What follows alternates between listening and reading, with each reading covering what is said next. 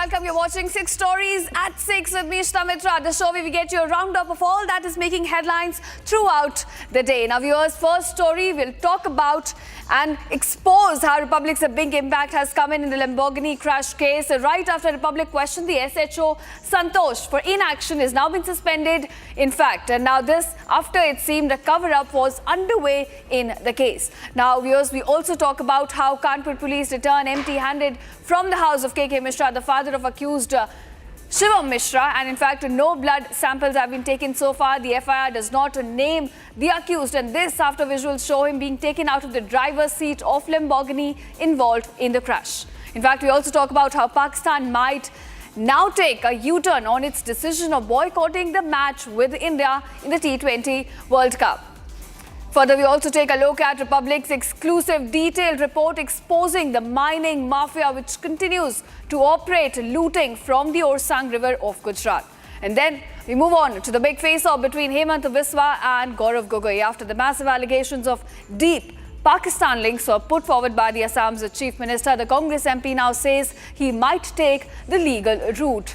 And also, at last, we discuss about how a Republic Bangla reporter was attacked at Barakpur court in West Bengal, and the police, in this case, watched like mute spectators. All that lined up for you ahead. But first up, let's get started with the first story. All right, viewers, Kanpur descended into chaos on a Sunday afternoon. A 10 crore Lamborghini driven by the son of a tycoon, in fact tobacco tycoon KK Mishra, Shivam Mishra, was in fact driving this Lamborghini, and it turned the VIP road into a crash site. Now 6 pedestrians got injured, vehicles smashed, and now serious questions being raised of privilege, power and police silence. The question is, will justice catch up with power and privilege? Take a look at this report. A Sunday afternoon in Uttar Pradesh's Kanpur shattered. A speeding Lamborghini tears through VIP road in Kanpur, ramming pedestrians, smashing vehicles and leaving 6 injured.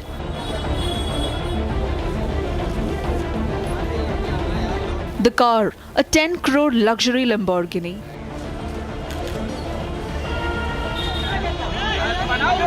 The driver, Shivam Mishra, son of tobacco tycoon KK Mishra. Sources say he was drunk behind the wheel. Listen in to what one of the injured victims had to say. ये accident जो है असल में हम यहाँ खड़े हुए थे वीआईपी रोड पे, ये जो मकबरे के पीछे पारी के पीछे वहाँ पर खड़े हुए थे और हम अपने मित्र का इंतज़ार कर रहे थे। हमें जाना था करबला, वो मित्र हमारे आने पर नहीं का इंतज़ार कर रहे थे। गाड़ी जो है आई, ऑटो पहले बिलर पे टक्कर पड़ा, उसके बाद फिर ऑटो पड़ा, तो हमने देखा कि लगा जो है बचेंगे नहीं, हम हटे तो फिर हमारे भी हो गया। लैम्बोर्गिनी कार वही है जिसने कल दोपहर जिस तरह से 3 लोगों को टक्कर मारी थी और गंभीर रूप से वो लोग घायल हो गए थे। ये वही गाड़ी है, गोलटोली थाने में सीज है। जेट ब्लैक शीशे गाड़ी में लगे हुए हैं। शिवम कुमार मिश्रा के नाम से गाड़ी है। जेट ब्लैक शीशे लगे थे, आगे पीछे बाउंसर साथ में चल रहे थे, जिस दौरान इस गाड़ी से टक्कर मारी गई है। Republic accessed exclusive visuals showing how the accused was swiftly evacuated. Sir, क्या शिवम का नाम इसमें बढ़ाया गया है?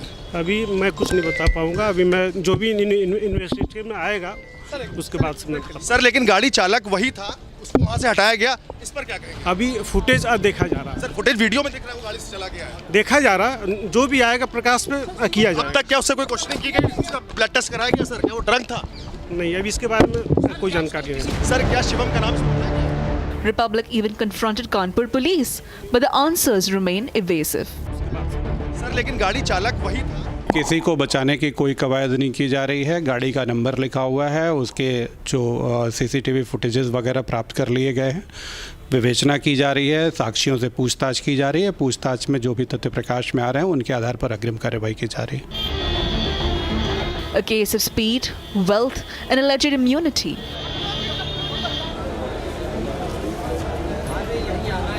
Republic will continue to ask the questions others won't.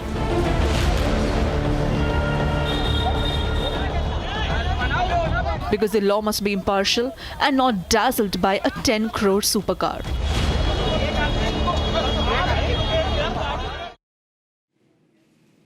And now viewers, a high-speed Lamborghini, an alleged drunk brat and 6 innocent victims. That is the picture that's emerging from Kanpur. A luxury supercar driver mowing down people in broad daylight. The man behind the wheel, Shiva Mishra, son of KK Mishra, tobacco baron, was reportedly flanked by private bouncers with no police action. There is a massive cover-up in the picture as well, as the VVIP brat was in fact clearly seen getting out of the car, and yet the lawyer insists that he was not driving the car. Big question, can justice catch up, in fact, with the powerful and wealthy? And also the fact that will law be different for different people across the country? Viewers, this isn't a race track. This is public road in Kanpur. According to eyewitnesses as well as the police, this Lamborghini was being driven at a high speed, after which it plowed into an auto rickshaw, injuring about 6 people in the process.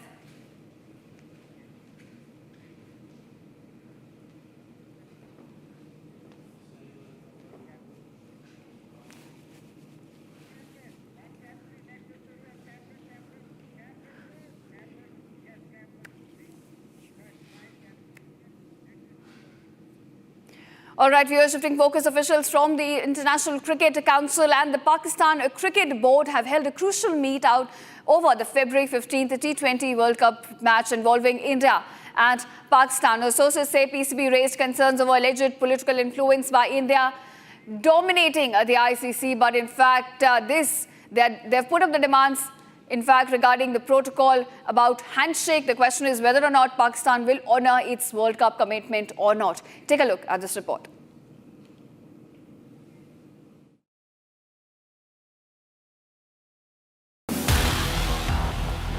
ICC and PCB officials met in Lahore to discuss Pakistan's decision to boycott the Feb 15 T20 World Cup match against India.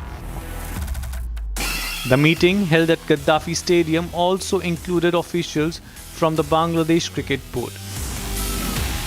After nearly 4 hours of deliberations, no joint declaration was issued. Sources say a second round of talks was also scheduled after a brief break. Any final outcome is expected only after clearance from the Pakistani government. During the meeting, the PCB flagged concerns over what it termed large-scale political interference in ICC affairs and India's excessive involvement. ICC Deputy Chair Imran Khwaja reportedly advised PCB to move its case to the ICC Arbitration Committee or raise it at the ICC board meeting. He also urged Pakistan to end the boycott, saying it was not in the interest of cricket. The PCB further demanded an increased share of ICC revenue and the restoration of bilateral cricket with India. Pakistan also sought the enforcement of handshake protocols, thought handshakes remain non-mandatory and team-dependent in World Cup matches. Bangladesh, which was replaced in the World Cup, may also seek compensation.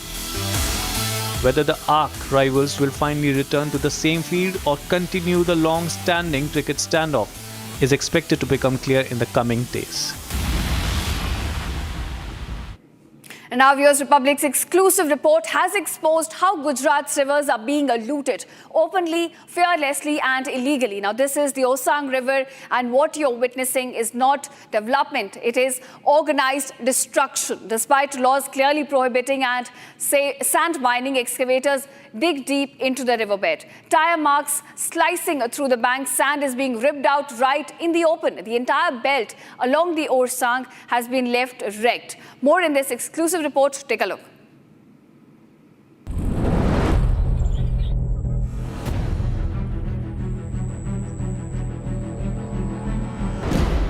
This is the Osang River. And what you're seeing right now is not development, it's destruction. Mining mafia continues operation unabated. In broad daylight, sand is being ripped out of the riverbed. illegally from the banks, an act clearly prohibited by law. This entire belt along the Orsang River has been left the riverside wrecked. When people from Damoli village, which falls on the other hand, tries to complain to mining department, they say that this is under the Vadodara district and that's the reason we can't take any action. These are the claims made by locals over here, by villagers over here. The group of people from the same village had also tried and meet CM of Gujarat to request that this illegal mining should stop because there are several reasons. They say that their wells, the water level in the wells is going down, and when the sand is being taken away illegally, soil erosion becomes very prominent, and they are saying that this is the lifeline for them. Not fearing the mafia, Republic went to ground zero. Trucks move freely along the riverside, carrying illegally mined sand from one point to another. One truck, then another, in broad daylight. Reaching these sites was not easy. With help from locals, we travelled on two-wheelers through hilly terrain. This is just what we managed to capture.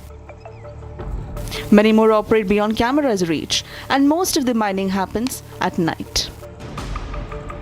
When people from Damoli village, which falls on the other hand, tries to complain to mining department, they say that this is under the Vadodara district and that's the reason we can't take any action. These are the claims made by locals over here. Villagers from Damoli exposed the nexus. They tell Republic they have written to sub-divisional magistrates hoping for some action.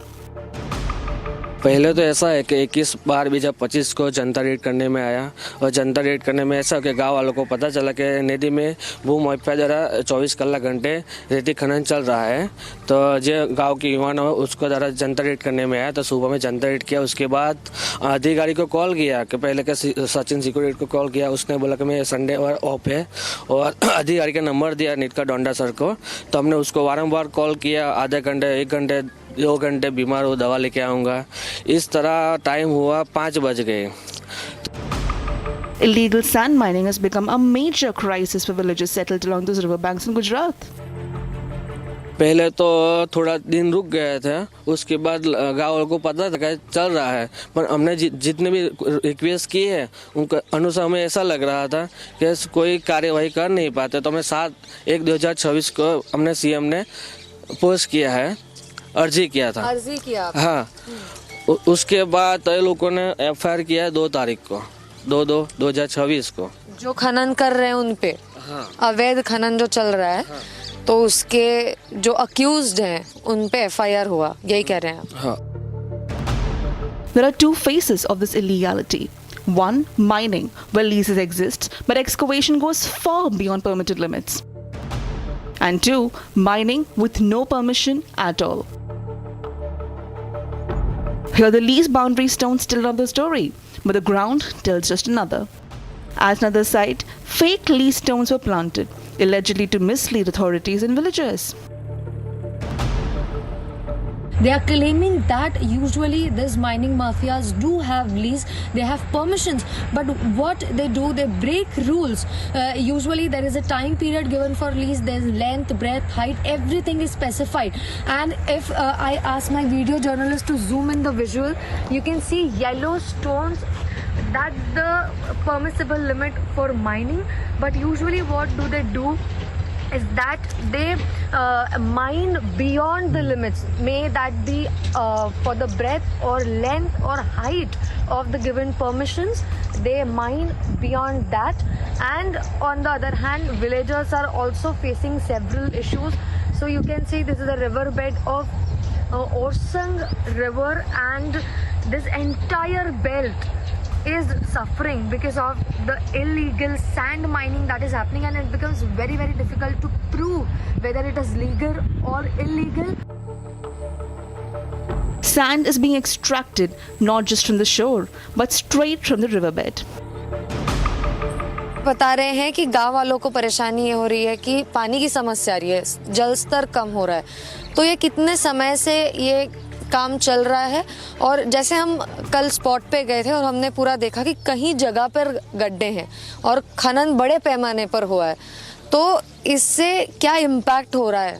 इससे हमारे गांव के सभी पशुपालक हैं और मवेशी वहाँ पे चराने के लिए जाते हैं, तो वहाँ पे गड्ढे के कारण 2-3 मवेशी भी वहाँ पे डूब के मर चुके हैं। The Orsang River is not just a water body. It's drinking water, livelihood to the villagers. And today it's under siege. The visuals raise serious questions. Who is allowing this to continue? And how long before the damage becomes irreversible? And now here's on to politics. Assam Chief Minister Himanta Biswa Sharma and Congress MP Gaurav Gogoi are locked in a sharp political face-off over the latter's alleged links to Pakistan. Now, countering today, Gogoi has dismissed the charge as baseless and accusing the Assam government of using the issue for political gains right ahead of election. Here's a detailed report on the escalating war of words and the allegations flying thick and fast. Take a look.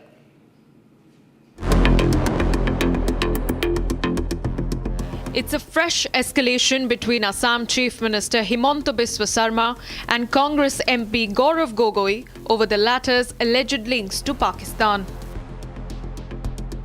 Countering the Chief Minister, the MP posed questions to the Assam government. Gogoi claims the issue was raised by Himanta for the party to gain pre-election leverage and that for 6 months, no proof was furnished by the state. The desperate chief minister is resorting to the only thing he knows, which is lies, lies and more lies. Complete bogus. I think he made an he embarrassed himself. He made a mockery of the chair of the Assam chief minister in front of the entire national media. The report shows that the chief minister is extremely worried. He has made an embarrassment of himself. For 2.5 hours he went on. But even the journalists in the room who had come from Delhi, even they were not convinced. And all the questions, if you listen to the questions, you can hear from themselves that the journalists also don't believe what the Chief Minister presented today. Not withdrawing, he said that the state was levelling baseless allegations as his visit to Pakistan, accompanied by his wife Elizabeth, was a matter known to the centre. Anything, Rawalpindi is a highly militarized zone. I have not gone to Rawalpindi, I said Taxila. I have gone to Taxila. I have gone to Taxila. Taxila, you can visit Taxila. Taxila is the heart of the Indian civilization. It is an archaeological wonder. It is a place for tourism. And as an Indian, I felt proud when I saw Taxila and saw how ancient our Indus Mohenjo-daro civilization is. The controversy snowballed after Himanta accused Gaurav Gogoi and his wife of having links with Pakistani agent Ali Toki Sheikh on Sunday. Ali Toki Sheikh is the CEO of Lead Pakistan. He is a member of many committees formed by Government of Pakistan, Prime Minister of Pakistan in international forum. And he used to advocate Pakistan's viewpoint on Indus Water Treaty globally, demands Pakistan-Bangladesh shared view and response on Assam Muslim population, accused BJP of Hindu nationalist agenda, criticized interfaith marriage. As the war of words intensifies, all eyes are on whether the Home Ministry will take up the investigation. And now viewers, a Republic Bangla reporter attacked inside a court complex and the police watched there like mute spectators. Chaos broke out at Barakpur court in West Bengal when a TMC leader and arrested councillor was being produced before the court. What should have been a routine legal process turned into a sheer lawlessness as a section of lawyers allegedly came together to shield the accused and block media coverage. Now, our reporter was obstructed, abused and then physically assaulted, all for doing their job. And shockingly, Shockingly, this happening inside the premises of a court of law, a place meant to uphold justice, not intimidate the press. Even more disturbing, the police present at the spot did do nothing. No intervention, no action, just silent spectators as press freedom was being attacked. Take a look at this report. Chaos, lawlessness and a shocking attack on press freedom inside a court of law. This is Barakpur Court in West Bengal, where justice took a back seat and intimidation took center stage. A Republic Bangla reporter attacked, pushed and heckled, allegedly by sections of lawyers, as a TMC leader and arrested councillor was produced before the court. Instead of protecting the law, visuals show lawyers forming a human shield, blocking journalists, abusing them and then turning violent.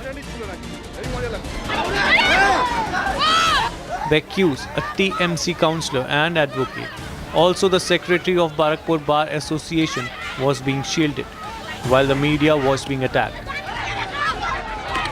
This wasn't just chaos, but absolute anarchy inside the court premises. Lawyers were seen allegedly protecting the accused, while journalists doing their duty were targeted. And when Republic Bangla continued reporting, the attacks followed. And where was the police? Standing by, watching everything unfold in silence. Mute spectators as a reporter was assaulted right under their noses. No intervention, no action, no protection for the press. Is this justice or Jungle Raj under political patronage?